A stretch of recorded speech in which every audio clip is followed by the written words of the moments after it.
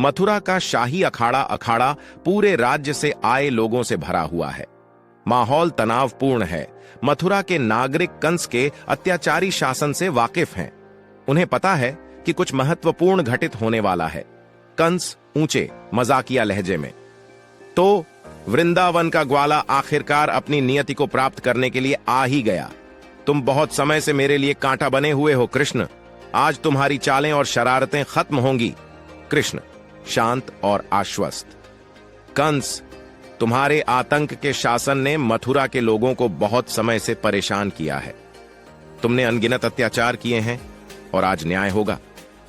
कंस अपने शाही रक्षकों और पहलवानों को कृष्ण और बलराम, कृष्ण के बड़े भाई, पर हमला करने का आदेश देता है।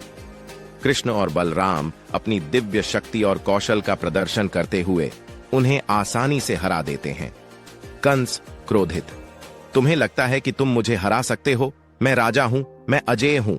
कंस क्रोध से भरी आंखों से तलवार लेकर कृष्ण की ओर बढ़ता है। कृष्ण दिव्य कृपा से कंस के हमलों को आसानी से चकमा दे देते हैं। कृष्ण शांत और संयमित, तुम्हारा समय आ गया है कंस। तुम अपने कर्मों के परिणामों से बच नहीं सकते। एक तेज और शक्तिशाली चाल के साथ कृष्ण हवा में उछलते हैं, कंस के बालों को पकड़ते हैं और उसे जमीन पर फेंक देते हैं। प्रभाव इतना शक्तिशाली होता है कि कंस क्षण भर के लिए स्तब्ध रह जाता है। कंस उठने के लिए संघर्ष करता है, लेकिन कृष्ण न्याय के अंतिम कार्य में कंस की छाती पर अपना पैर दबाते हैं। अत्याचारी की जीवन शक्ति उसके शरीर से निकलने लगती है। कंस सांस फूलते हुए, ये कैसे हो सकता है? मैं अजेय हूं। कृष्ण धीरे से, तुम्हारे अहंकार ने तुम्हें अंधा कर दिया है कंस। तुम्हारे द्वारा किए गए पापों ने तुम्हें इस भाग्य पर पहुंचाया है। अब मथुरा के लोग मुक्त हैं। कंस ने अपनी अंतिम सांस ली और मथुरा के नागरिक कृष्ण का नाम जपते हुए खुशी मना रहे थे। कंस का अत्याचारी शासन समाप्त हो गया है और राज्य में शांति लौट आई है। अंतिम दृश्य यह स्क्रिप्ट कंस के साथ कृष्ण के अंतिम टकराव के महत्वपूर्ण क्षणों पर प्रकाश डालती है, जिसमें कृष्ण द्वारा प्रतिनिधित्व किए जाने वाले दिव्य न्याय पर ध्यान केंद्रित किया गया है। दृश्य मथुरा का शाही अखाड़ा पूरे राज्य से आए लोगों से भरा हुआ है। माहौल तनावपूर्ण है। मथुरा के नागरिक कंस के अत्याचारी शासन से वाकिफ हैं। उन्हें पता है कि कुछ महत्वपूर्ण घटित होने वाला है। कंस ऊंचे मजाकिया लहाजे में, तो वरंदावा का ग्वाला आखिरकार अपनी नियति को प्राप्त कराने के लिए आ ही गया। तुम बहुत समय से मेरे लिए कांता बने हुए हो कृष्ण।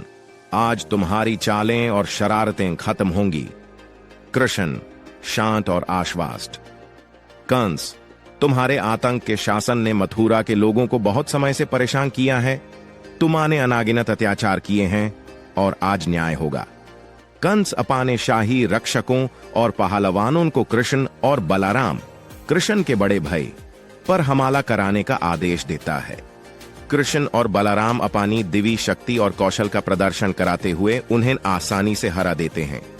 कंस क्रोधित, तुम्हें लगाता है कि तुम मुझे हरा सकते हो? मैं राजा हूं, मैं अजेय हूं। कंस क्रोध से भरी आंखों से तलवार लेकर कृष्ण की ओर बढ़ाता है। कृष्ण दिव्य कृपा से कंस के हमलों को आसानी से चकमा दे देते हैं। कृष्ण शांत और संयमित, तुम्हारा समय आ गया है कंस। तुम अपने कर्मों के परिणामों से बच नहीं सकते। एक तेज और शक्तिशाली चाल के साथ कृष्ण हवा में उछलाते हैं, कंस के बालों को पकड़ते हैं और उसे जमीन पर फेंक देते हैं। प्रभाव इतना शक्तिशाली होता है कि कंस क्षण भर के लिए स्तब्ध रह जाता है। कंस उठाने के लिए संघर्ष कराता है, लेकिन कृष्ण न्याय के अंतिमकारी में कंस की छाती पर अपना पैर दबाते हैं। अत्याचारी की जीवन शक्ति उसके शरीर से निकलाने लगती है।